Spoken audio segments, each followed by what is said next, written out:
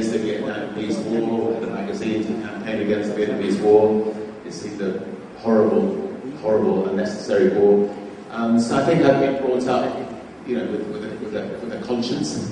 But I really do think that, if you become an entrepreneur, a successful entrepreneur, considerable wealth goes with it. But I work no harder than a doctor or a nurse or a journalist, and therefore with wealth, excessive wealth, goes excessive responsibility.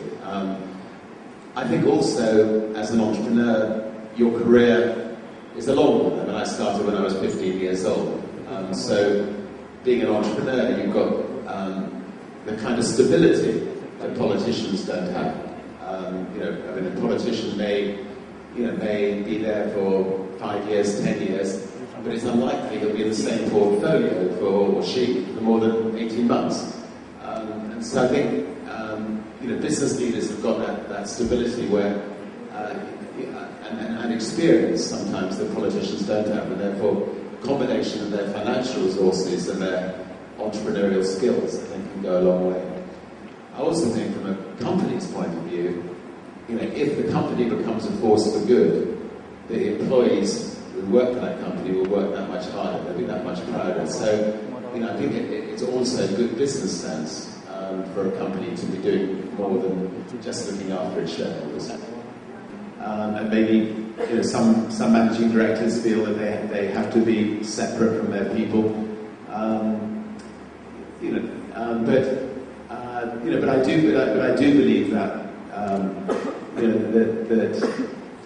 the best way of learning about whether a company's working, whether it's not working, is to talk to the people who are actually running your company, and realizing that a company is just its people. It's nothing more. I mean, the more time I think a chairman or chief executive can spend with their people, talking to their people, the more successful that company will be. The happier the company is, the happier the people are, the more successful it will be. And so I don't think there should be anything different between a Western company and a Japanese company or a Malaysian company. I think this approach I think works throughout the world. And I think it's an enormous mistake for a chairman or chief executive of a company to sit in their ivory tower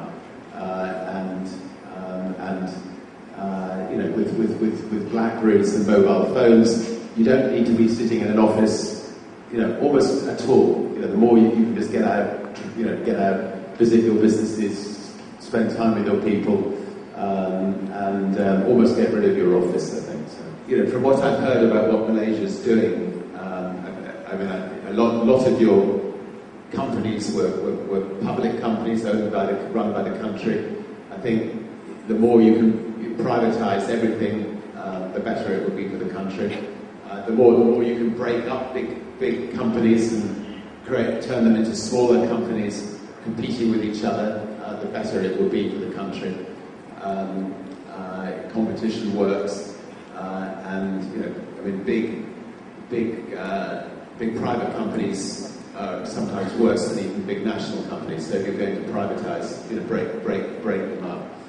I do think that Malaysia has a good reputation overseas. I think some of the issues. What's happening with your ex-politician Anwar. I think it is that damages Malaysia a lot. I think that I think the more liberal Malaysia can be, the more open it can be, the more people are going to want to invest here. But generally speaking, I think Malaysia's got a lot to teach us in the West. So we look forward to learning a lot more from you.